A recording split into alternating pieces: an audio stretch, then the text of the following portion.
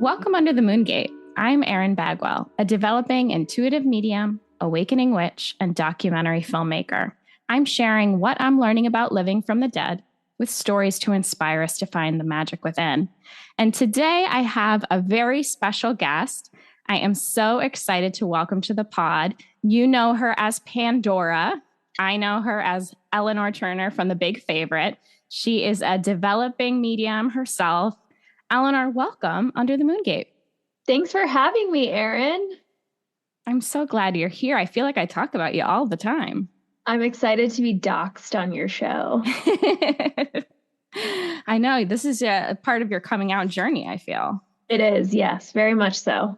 Which is very apt for our episode because you have been such an anchor for me on my development and have been such a huge part of me trusting my own abilities is like also validating your experiences, if that makes sense. Like when you tell me something woo woo, I'm like, oh yeah, like that, it's real. Do you know what I mean? We can kind of, yes. I trust in you and therefore I trust in myself in this process. Yes. And likewise, by the way.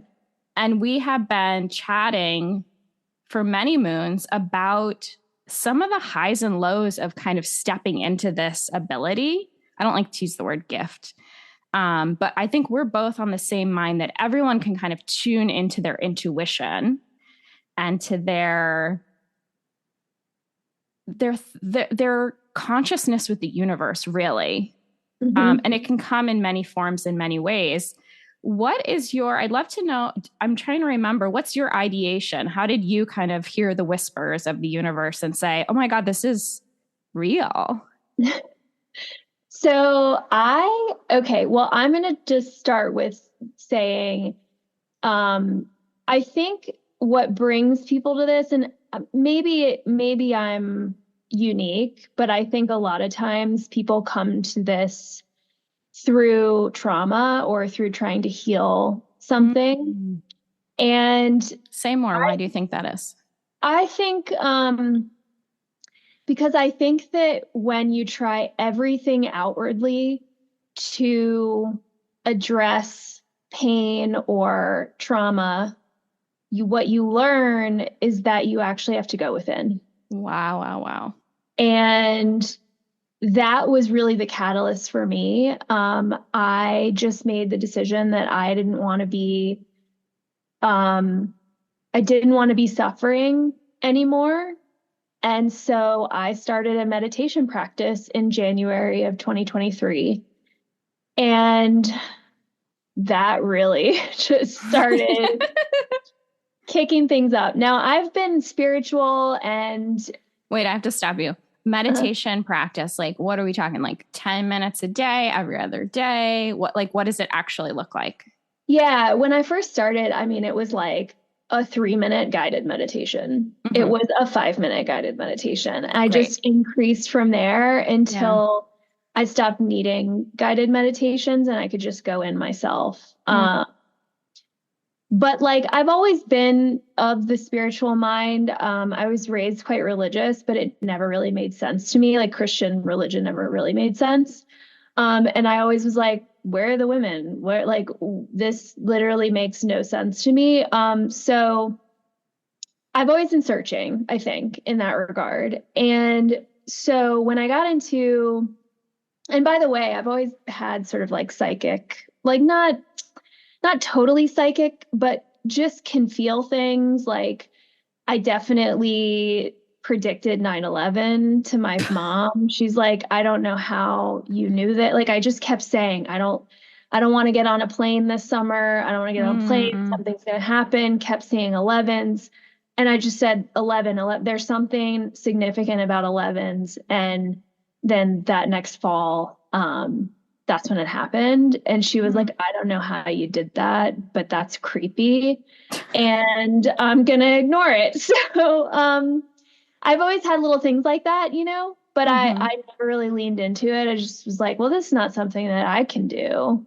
But when I started meditating, that's when the floodgates opened. And the initiation period of it was wild, to say the least. And that's when you wrote an email to our founder group saying that you were developing your mediumship. And I wrote back directly and was like, there's some weird stuff happening for me. Like, can we talk about this? Because I didn't know who to talk to. Yeah. And that's how we've become friends. And I'm just so, so appreciative of your friendship and your support through this whole journey, because you can't do this alone. You really can't. No, it would be, I don't want to say impossible, but it would be a different process, and it would be a harder process to walk the journey alone, and also to feel, because you really question yourself, I think, so much in the beginning of like, is this real? I'm making this up. Nobody believes me. Like, how can now I have to talk to my husband about this. I mean, there's so much that comes through, even just like logistically, of how this has blown my life up. How do I now move forward like a normal person in the world? Yep. Once I know I can speak and communicate with the universe in a way that I did not know was available to me. Totally. And it's like I just remember walking it. So I had a favorite juice shop in Philly when I lived there.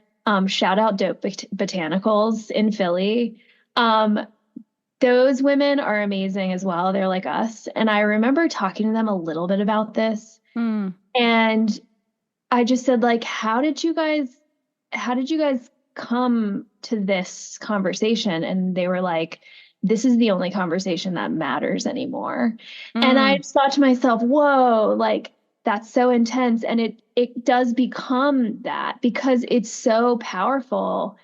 And it's so, I mean, once you find this out, it's like, you can never go back. You just can't go back.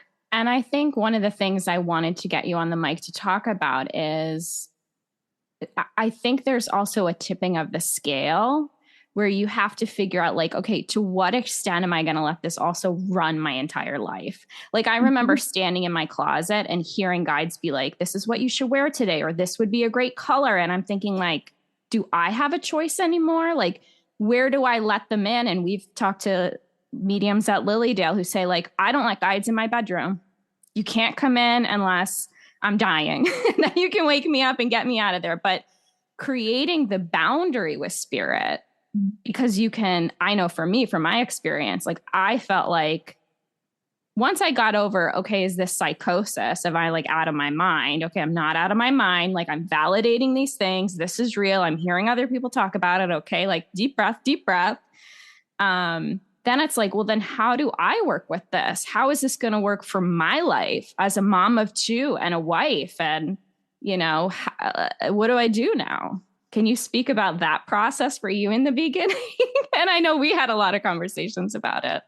Yeah, I mean, that's the thing. Like, there are no guidelines, like, there are no rules in this. And I think that that's the power in it, is figuring out who you are, figuring out how this is part of your own power and how it can work together in your life. I mean, for you, it's obvious to me, like, this gift is so much for you, but it is also for your family. It is for your girls. It is for them to witness and for them to be brought up in a household like this.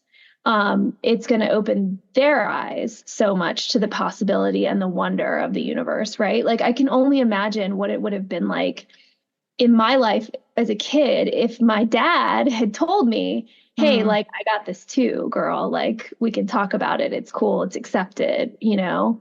Yeah. I may have come to this earlier, but I think it's really about a balance. Like you said, you start to think, you're like, is this some sort of controlled psychosis? And like, I think it can go too far. And part of me thinks that maybe the reason why this is not like widely talked about or accepted is because there is that thing that if you really let go and you untether yourself from this planet, it can really go over the line. Does that make sense? It does. And I also wonder how many people with, you know, what we might call like addiction problems, or, you know, I have a friend, and we have a mutual friend who talks a lot about how my spirituality will like help heal my depression. And I wonder how many people are holding on to something that they feel is not quite right, but are maybe afraid to step into it or don't want to be untethered, as you said. So they're, they use substances or something else to distract them. Yeah. I mean, one of my mentors actually said that he believes that sometimes what you see in terms of potentially like schizophrenia, unhoused populations is actually just an extreme sensitivity to what we can't see. Mm-hmm. And that oftentimes, I mean, to me, that resonates. I think it's a possibility for sure. Yeah. Wow. So this is kind of like a mediumship 101 conversation. What advice would you give someone who's like, let's say they've done a couple of readings for friends, they're starting to tune in, like any red flags, or like, how do you create boundaries with spirit? Well, we talked about this before we started recording, but I think always asking for protection and creating a safe space, and asking only to receive wisdom from entities or beings or energies who are of your intelligence or higher. I think creating that sacred space and that safety for yourself is really important. And what happens if you don't? Well, I think there's it really depends on your own vibration. It depends on like what you're experiencing at that time.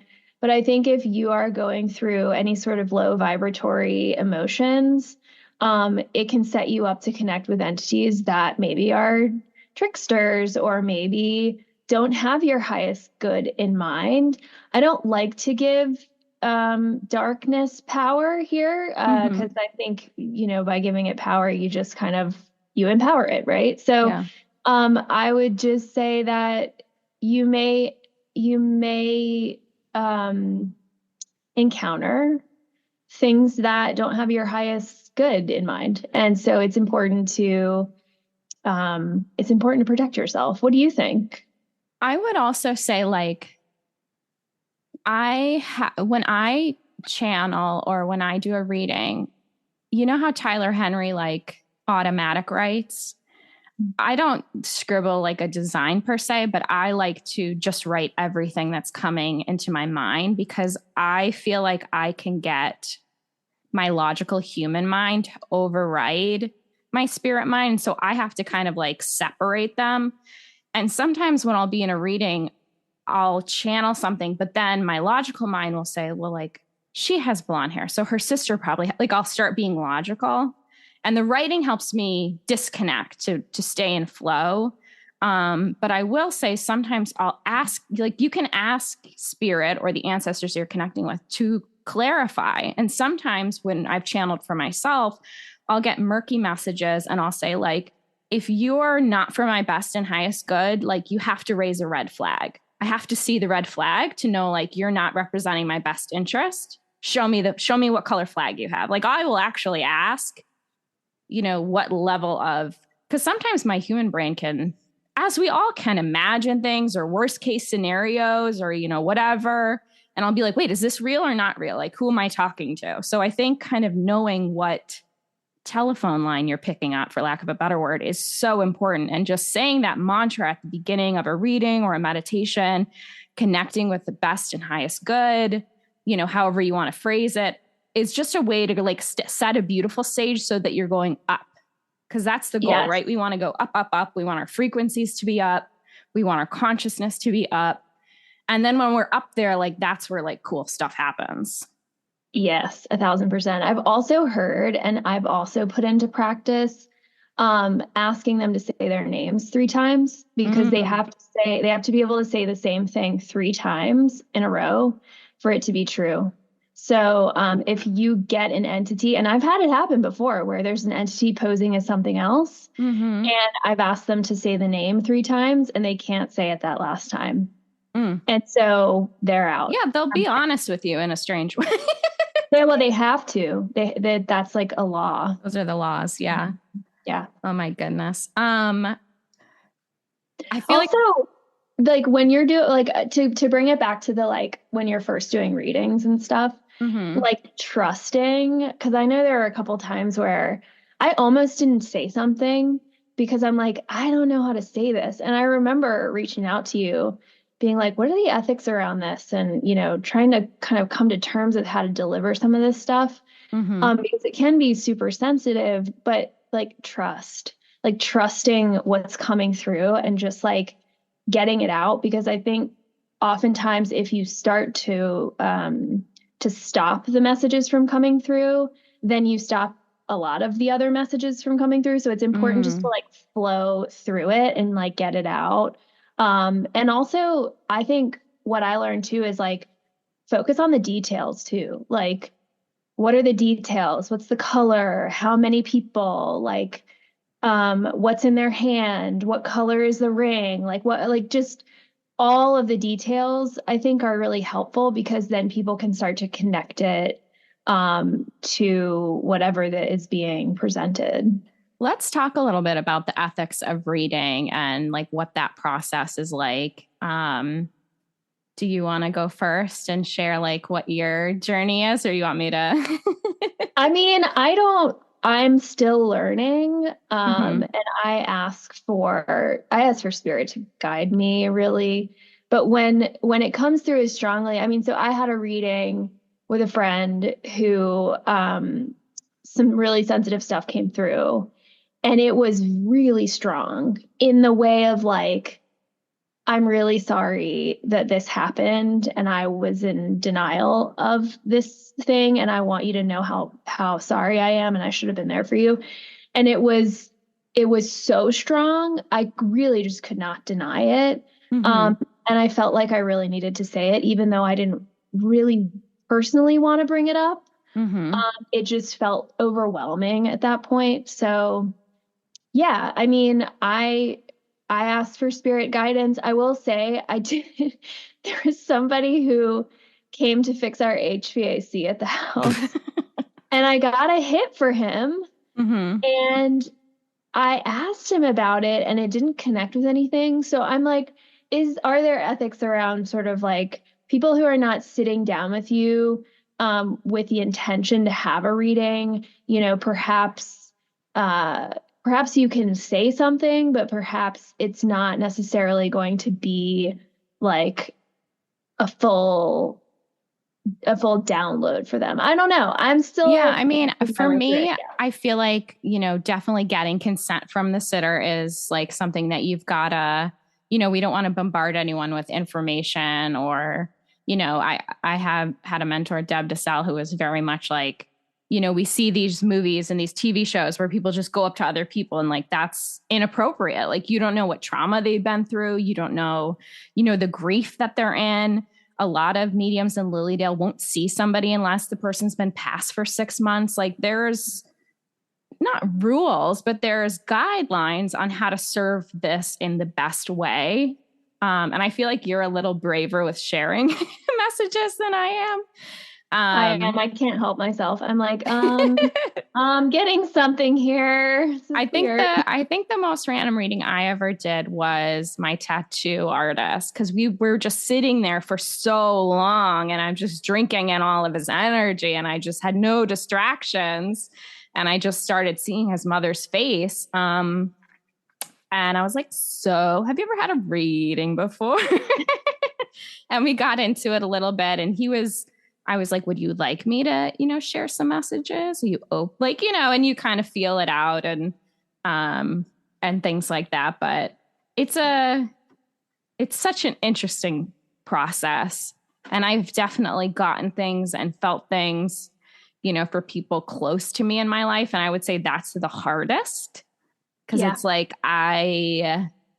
first of all, I'm still working on building trust with my immediate family about this. So they think I'm nuts anyway.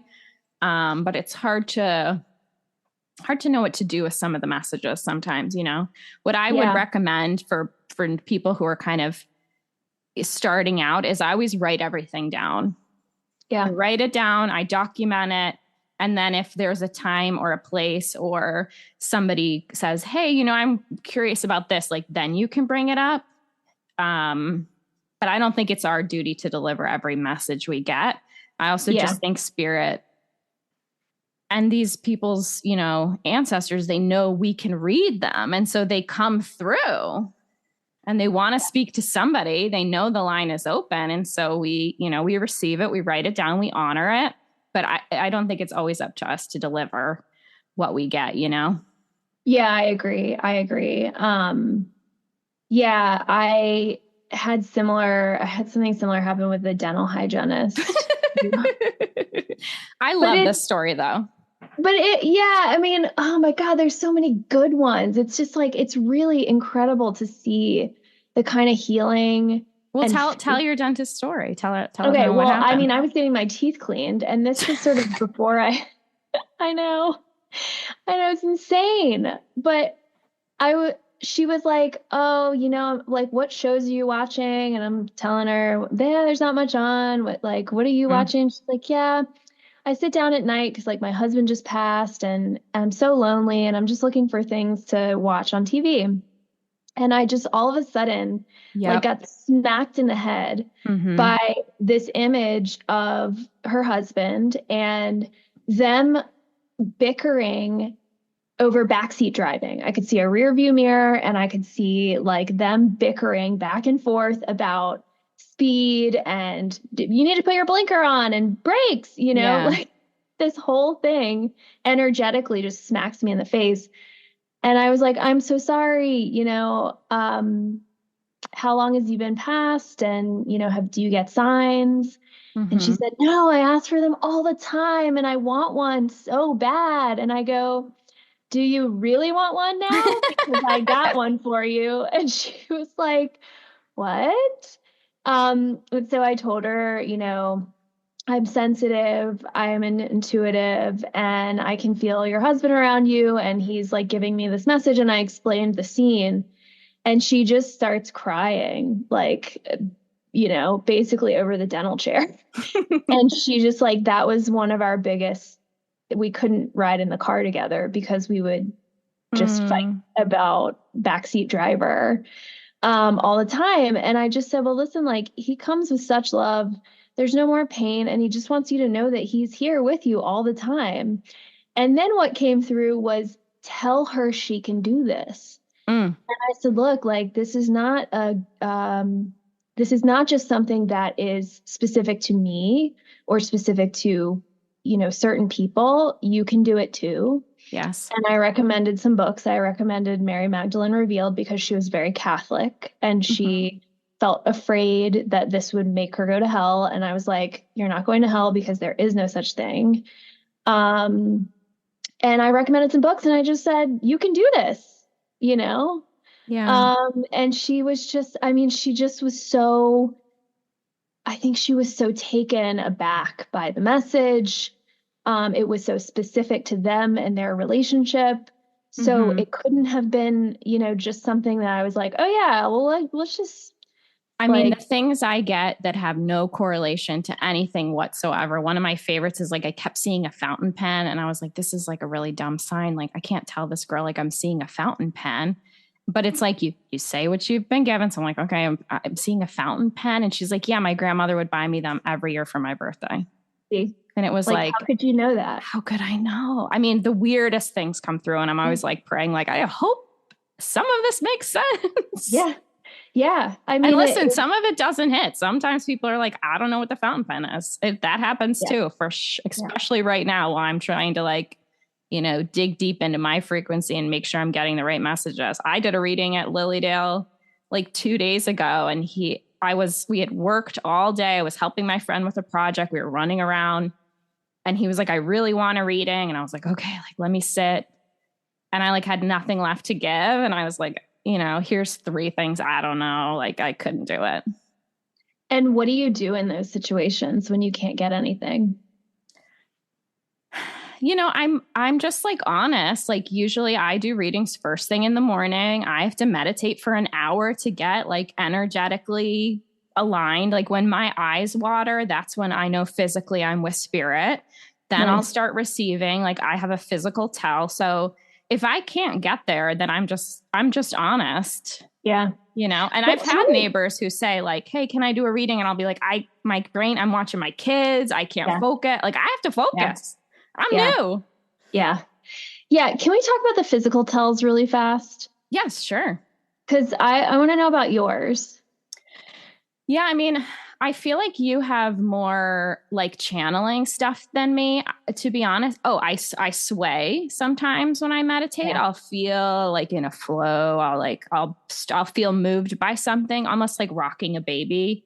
Yep. You know, that's when I'm in a meditative state, I'll sway a lot. And then, yeah, my eyes, usually I'll light a candle, I'll sit, I'll take a couple of deep breaths, you know, and I'll just kind of wait and listen and try to visualize. And when my eyes water, that's when I know my guides are with me. That's when I know I have access to spirit.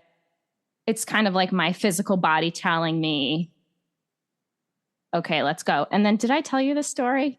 The other day I was meditating. I did like a mini reading for a gal, and I'm in my office and I have this bell that's on my desk. I saw this on your stories. And my bell, it like, this is like a dink, like a little dinky ring. It did the loudest ring. It was like, bong. And I'm like looking around my office. I'm sitting on my bed, like, what happened? Spirit was ringing the bell. Spirit does that, man. Yeah. They do it. They can come through. Yeah. That's amazing. Something.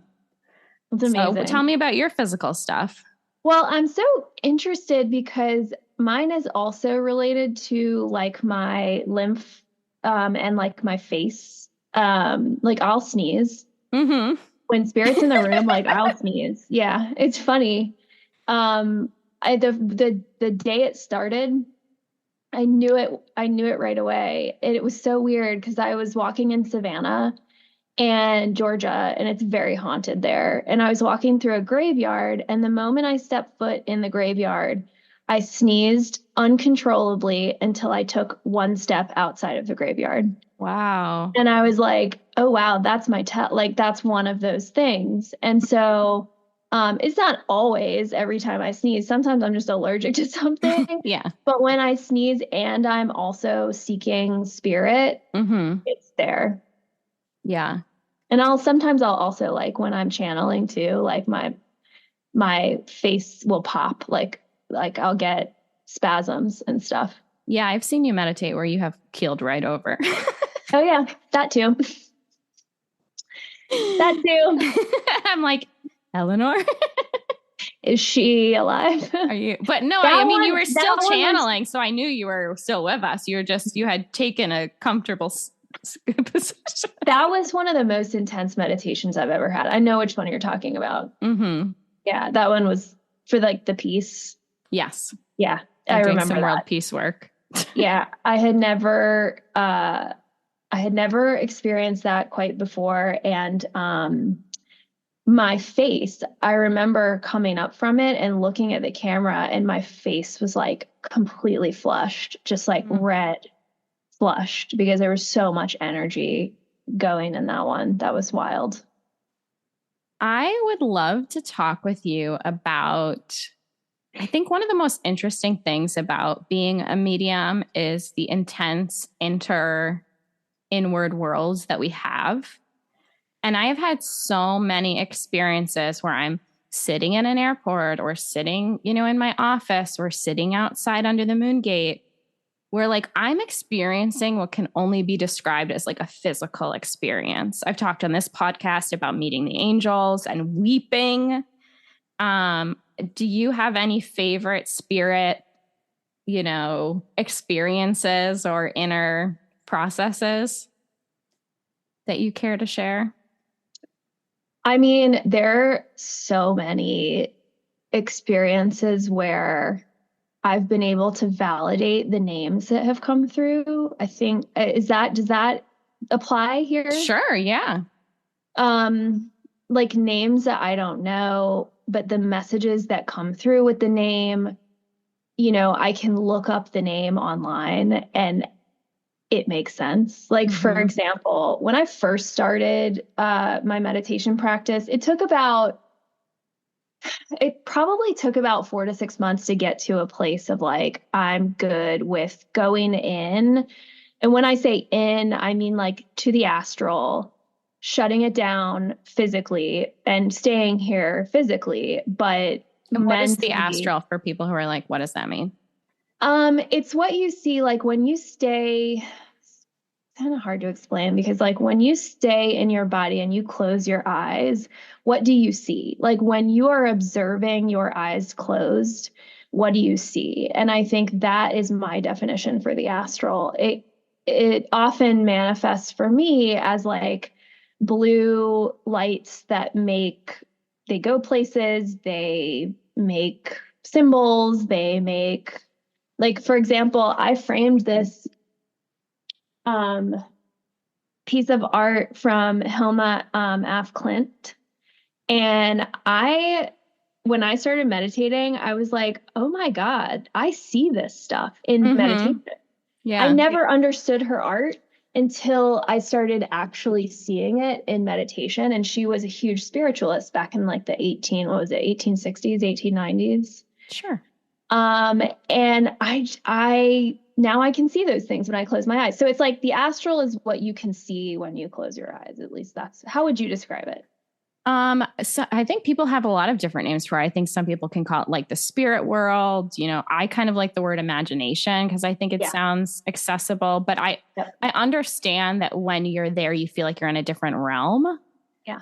So it could be like it's just I like imagination. It's like a different, you feel like you're in an altered state, but you're sober. Yes. But you're experiencing and seeing things. And I will also say it feels sensational in your body. Yeah. You know, you can hear things, you can smell things. You can feel energy like vortexes and it's a deep state. And usually you need some kind of meditation to get there. Yes, for sure. So when I was like 6 months in and I kept getting the messages to like really clean out the crap in the diet. And that meant no caffeine, no sugar, no gluten, no processed food, like eating very clean, water all the time, water, water, water. And when I made that change, oh my God. Like that was the next level of stuff. Do you still not drink coffee? I do sometimes, and I did today for this. And I do it when I need to have a productive day, but I don't normally. Wow. Amazing. Yeah. And the first thing that really, the big one that really caught my attention of like, okay, this is not just me having psychosis. I was lucid. It was sort of that liminal state between waking and dreaming. And I was waking up one morning and I heard the name Bertrand, and I see it written in white, like just in my mind. Right. And I was like, okay, that's nice. I don't know who that is. That's just my subconscious making up a name. Yeah. So the next day, same thing happens. And I get Bertrand. And I'm like, okay, that's weird. Who is this? And he said, look, this isn't about you. He said, you need to go tell this young girl and her family who is suffering from a rare form of cancer that there needs to be some dietary changes, that there needs to be a lot of water, there needs to be all this stuff. It was a protocol, essentially, for her. And I was like, whoa, this is very strange. I don't know how to receive this. Can you tell me again who you are? Bertrand. I mean, it came through unmistakably as this Bertrand person. And I just asked, okay, can I find you on the internet? And he was like, yeah, I think so. So I go to Google and I typed in Archangel Bertrand. But what came through was Saint Bertrand, who is the patron saint of rare diseases. Wow. And I was like, chills. I'm like, oh my God, this message that came through for a girl who's fighting a rare form of cancer, from the patron saint of rare diseases. Like, this is unmistakable. Now trying to give that message was very, very complicated. Mm-hmm. And I did my best to offer that. Mm-hmm. But sometimes, look, this planet is a planet of free will. There's a choice. So if someone doesn't necessarily want to receive those messages, then they don't have to. And that's okay. Yeah. And so that was one of the first experiences I had with like Googleable connections. So yeah. I know, you're so good. You always get names. I feel like I've been with my one guide for, I don't know, a couple of months, and I knew his name started with a V. And then last night, actually, right before bed, that dream state, which we should talk more about, I got the whole name. And now I'm like, oh, I hope I can remember and look it up later, or at least write it down. The poor guy. I've been, talking. I don't know his whole name. Names are hard for me. Well, I think it's only like when your soul needs it. I think the only way I can explain it is like, perhaps I get names because this is so unbelievable otherwise, that if I don't get them, I may not pursue this. Does that make sense? Yeah. I have gotten that before in readings too, where like a sitter will ask a question and I'll do a tarot or ask the guides, and they won't tell me. And they say, this is not information that you need to know. Yeah. They've got to figure it out for themselves, which is such a bummer as a medium to be like, sorry, your guides don't want to give away that information. But I think you're right. I think we all get like a certain access to information that's going to serve whatever's happening. And sometimes it's your journey to go through. I've actually been thinking a lot about whether or not I would ever read my girls. Mm-hmm. And I've been thinking a lot about wanting them to trust their intuition and trust themselves. And obviously I will help them, make decisions or work through things. But I've been thinking a lot about that as they get a little older and maybe get more understanding into what I'm doing, because I want them to know that they can have access to their own intuitive board and that they can make their own decisions and that they can feel confident in their own spiritual destiny. I don't want to be a person who's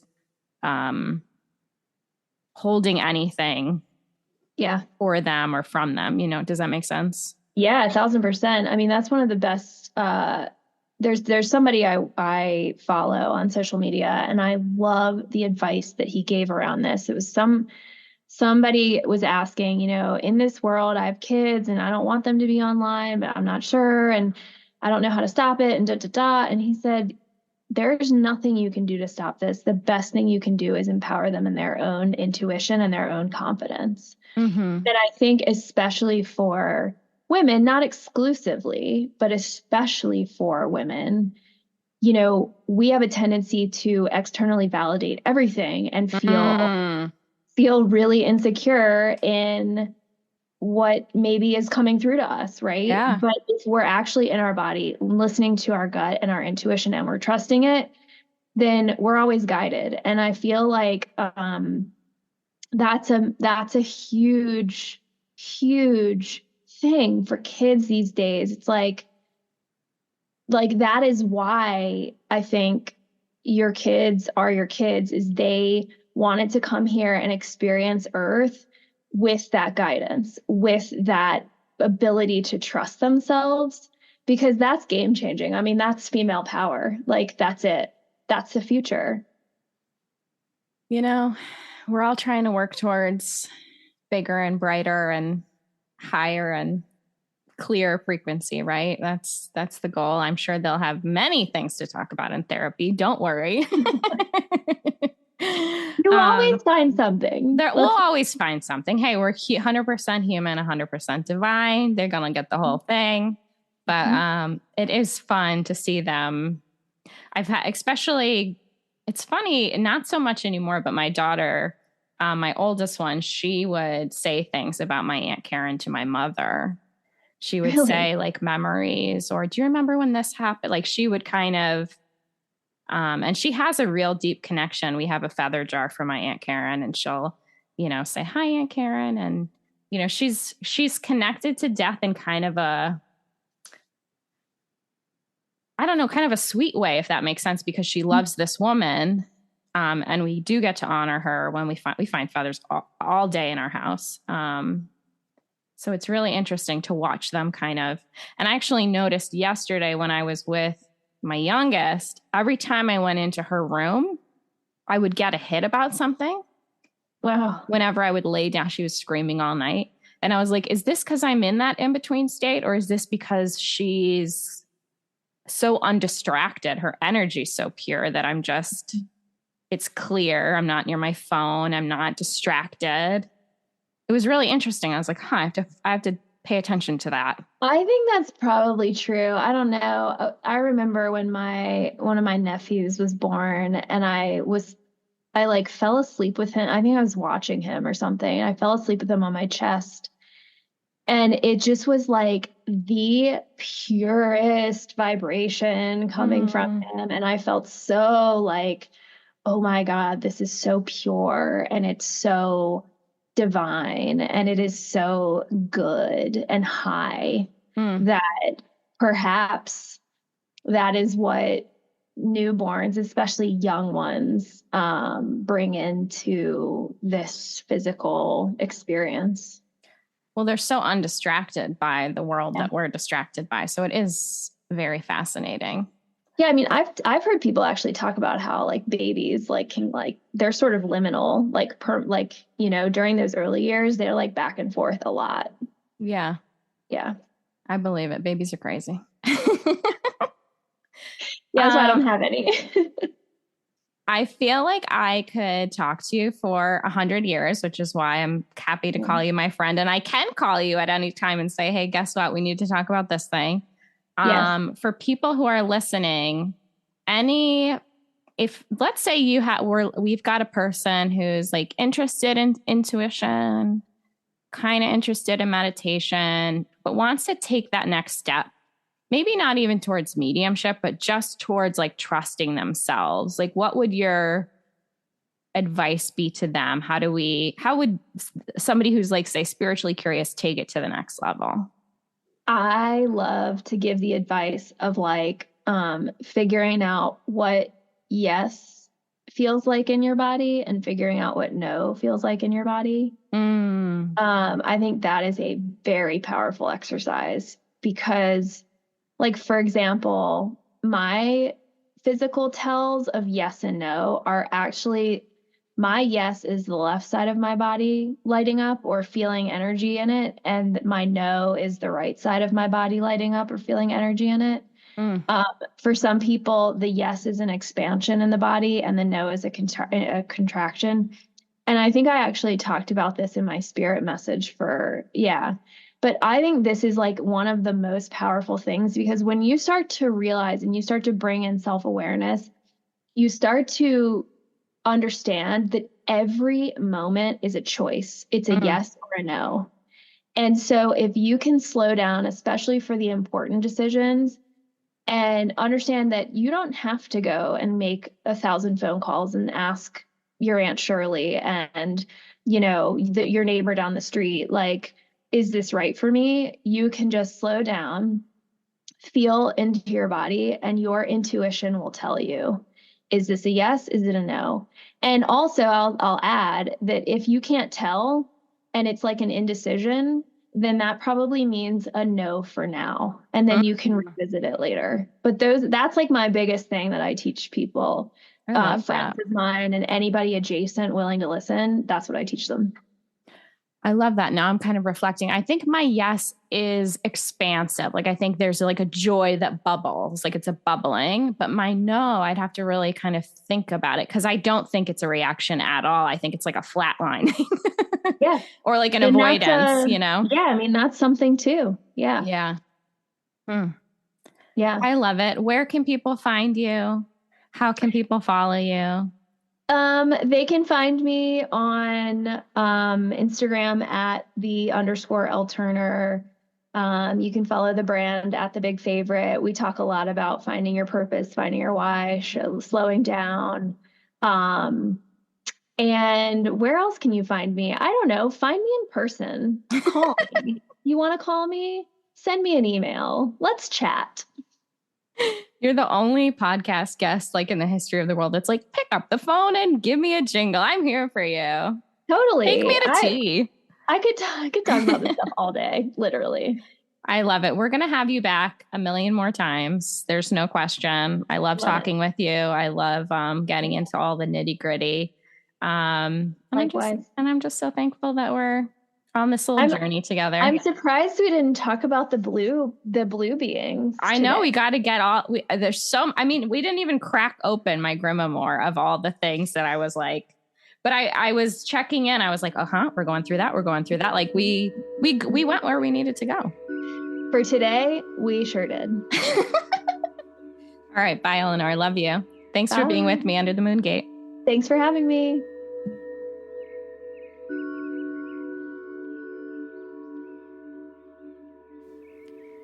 Under the Moon Gate is produced and hosted by me, Erin Bagwell.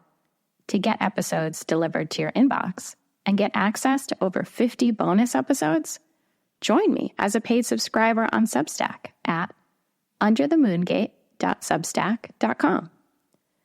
And to learn more about my new documentary about the forgotten goddess era, the burning times, and a modern woman's quest for divinity, visit theresurrectionofthewitch.com. And pass the magic along. Rate, review, subscribe, and share this episode with a friend. Plus, if you want episodes delivered to your inbox, you can join me on Substack as a free subscriber. Okay, thanks so much for listening.